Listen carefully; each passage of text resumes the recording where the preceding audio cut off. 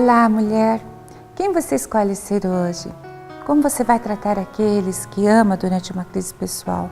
Qual caminho você tomará? O da lamúria para ser consolada ou da oração para ser amparada por Deus e receber a força e sabedoria? O que é mais importante, os elogios que alimentam a sua alma ou a certeza de ser filha amada do Pai acima de qualquer circunstância? Todos os dias, como mulheres, temos que fazer escolhas. São essas escolhas que vão trazer as bênçãos sobrenaturais de Deus sobre nós e nossa família. Ou vão nos fazer ter um dia naturalmente normal. Escolha sempre o melhor. Escolha Deus.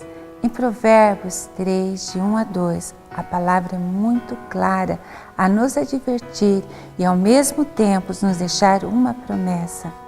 Filho meu, não te esqueças dos meus ensinos e o teu coração guarda os meus mandamentos, porque eles aumentarão os teus dias e te acrescentarão anos de vida e paz.